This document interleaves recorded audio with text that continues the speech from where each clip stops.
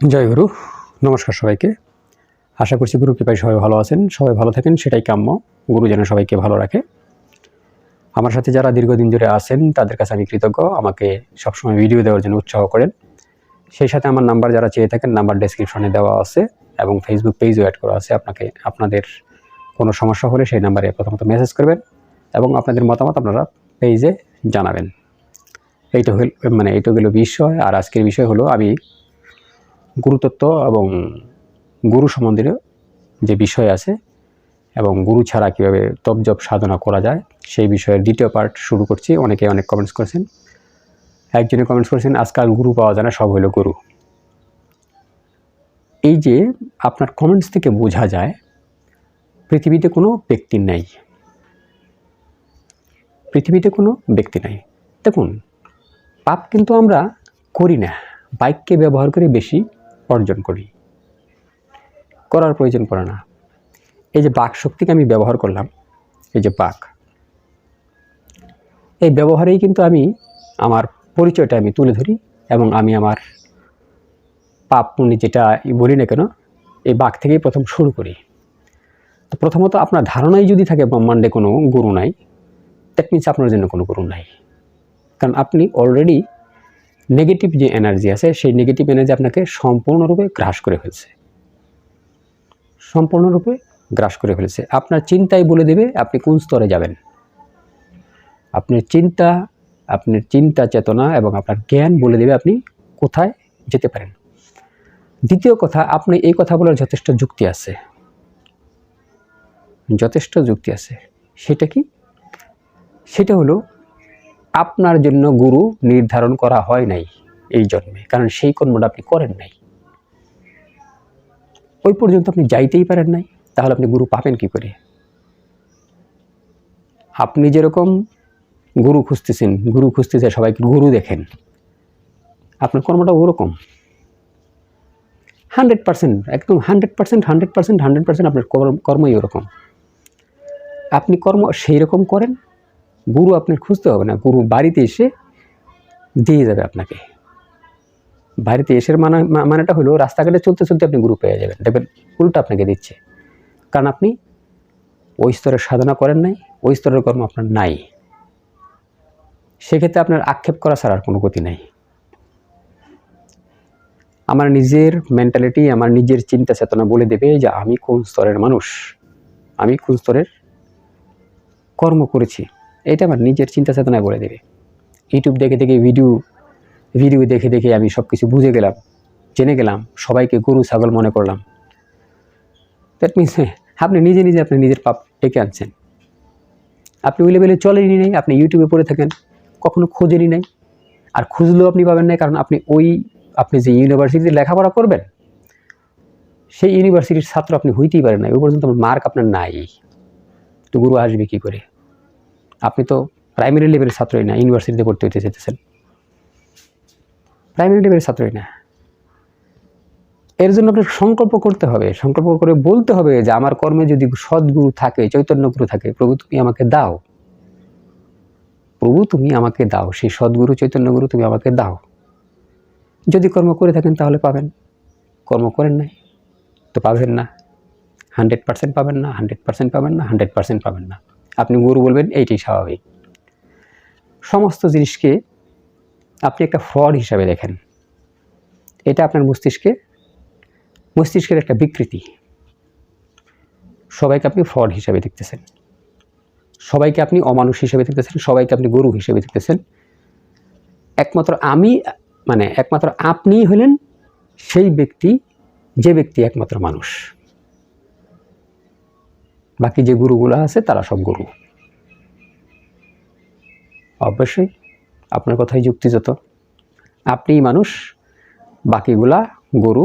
ঠিক আছে, এর জন্যই আপনি পান নাই গুরু, কারণ আপনি মানুষ, আপনি যে চেতনার মানুষ, যে যোগ্যতার মানুষ, আপনার জন্য পৃথিবীতে কোনো গুরু নাই, কোনো গুরু নাই। এটাই বাস্তবিকতা। ঠিক আছে, নিজের চৈতন্য, নিজের জ্ঞান যতক্ষণ পর্যন্ত জ্ঞানের মার্গে না যাবে ততক্ষণ পর্যন্ত শুধু কি বলে প্যাচের মধ্যেই পড়ে থাকবেন। প্যাচের মধ্যে পড়ে থাকবেন। আমি যখন গুরুর কাছে গেছি তো আমিও যথেষ্ট পণ্ডিত ছিলাম, ঠিক আছে, যথেষ্ট পণ্ডিত ছিলাম। তখন আমাকে মানে বেশ কিছু জিনিস বোঝানো হলো, ওগুলা তো এখানে ইউটিউবে বলার বিষয় না, ঠিক আছে। পণ্ডিতে কথা বলতাম তখন, মানে এই আধ্যাত্মিকের যে সমস্ত জিনিসকে ব্রহ্মদর্শন বা ব্রহ্মদৃষ্টিতে দেখা, ওই সমস্ত চিন্তা চেতনা আমার মাথায় এরকম ছিল না। এটা 20-30 বছর আগের কথা। তখন বললো মস্তিষ্কে যা আছে সব ফেলে দেন, মস্তিষ্কে যা আছে সব ফেলে দেন, জিরো হওয়া শুরু করেন, শূন্য হন।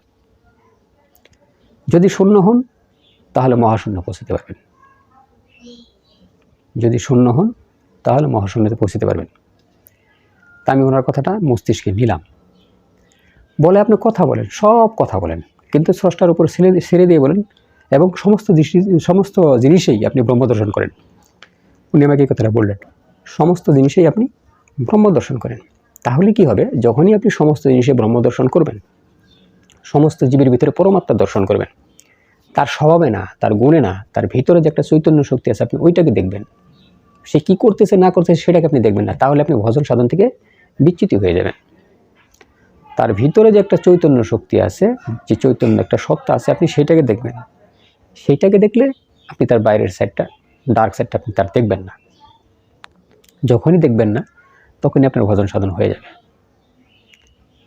ওটা তো উনি করতেছেন ওনার ইন্দ্রিয়র কারণে, ওনার কর্মের কারণে, কর্মফলে, কিন্তু ভিতরে যেটা আছে সেটা আরেক বস্তু, আপনি ওইটাকে দেখবেন, ওইটাকে দেখবেন। ওইটাকে দেখলে আপনার আর এই সমস্ত সমস্যা হবে না। যখন থেকে আমি আমার মস্তিষ্কে এই জিনিসটা নিলাম এবং এই ভাবটা আমি এখানে নিয়ে আসলাম যেখানে আমাকে বলা হলো, তো তখন থেকে আমি বুঝতে পারলাম যে না, আসলে কিভাবে দেখা দরকার, কিভাবে দেখা দরকার। তো দেখার দৃষ্টিভঙ্গি তো চেঞ্জ করতে পারি না, তো গুরু লাগবে না কি লাগবে, গুরুই তো মনে হবে নাকি। দেখার দৃষ্টিভঙ্গি চেঞ্জ করে নাই, লাভ নাই। মানুষ রূপে জন্মগ্রহণ করে দেখার দৃষ্টিভঙ্গি যদি আমি চেঞ্জ করতে না পারি, চৈতন্য জ্ঞান যদি আমার উদয় না হয়, কোনো লাভ নাই, কোনো লাভ নাই, কোনো লাভ নাই, কোনো লাভ নাই, লাভ নাই, টোটালি লাভ নাই, টোটালি লাভ নাই। যাই হোক, তো এই গেল কথা, মূল কথা। গুরু যদি আপনার এই জন্মে লাভ করার কর্ম আপনি করে থাকেন, নিশ্চিত রূপে পাবেন। যাদের গুরু নাই বলতেছেন একটা ভালো গুরু চাই, হ্যান চাই, ত্যান চাই, অমুক চাই, তো ভালো গুরু পাবেন না মন্দ গুরু পাবেন না সর্বশ্রেষ্ঠ গুরু পাবেন, সেটা আপনার কর্মযোগ আপনাকে বলে দেবে। আপনার কর্মই সেই গুরুর কাছে নিয়ে যাবে। কর্মফল যদি ভালো থাকে নিশ্চিত ভালো গুরুর কাছে যাবেন, আর কর্মফল যদি মধ্যম থাকে নিশ্চিত আপনি মধ্যম গুরুর কাছে যাবেন। কর্মফল যদি নিকৃষ্ট থাকে তো নিশ্চিত আপনি আপনার কর্মফল অনুসারে আপনি নিকৃষ্ট গুরুর কাছে যাবেন। এটাই স্বাভাবিক, এটাই স্বাভাবিক। এই হয়েছে, আমি হাজার চেষ্টা করলেও আমার জন্য উত্তম গুরু আসবে না যদি আমি নিকৃষ্ট কর্ম করে থাকি। কারণ প্রকৃতিতে আমি প্রকৃতির নিয়ম অনুসারে আমি অলরেডি আমার গুরু আমার কর্মের কারণে যেটা পাওয়া দরকার, যেটা প্রাপ্য হওয়া দরকার, সেটা আমি পেয়ে গেছি। জাস্ট ওয়েটিং করতেছি, তার জন্য ওয়েটিং করতেছি ওই গুরুর জন্য। তো যদি এরকম হয়ে যায় যে না আমার গুরু আমার মনোপ্রত নয়, ঠিক আছে, আমার মনোপ্রত নয়, কোনো সমস্যা নেই।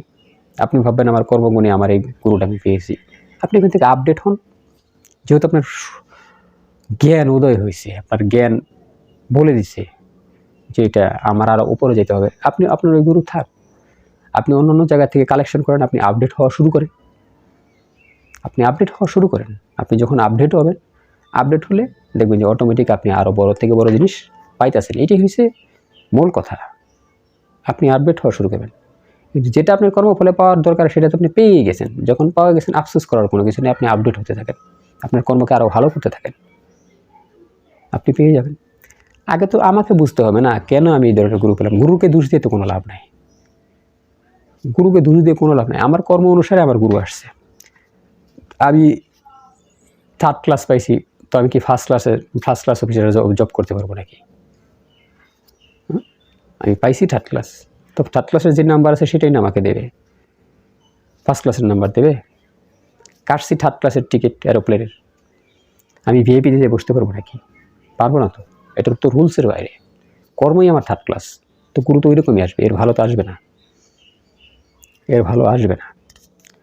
তো যাই হোক, গুরু নিয়ে দ্বিতীয় যে পর্ব সেটাই পর্যন্তই। জয় গুরু, নমস্কার সবাইকে।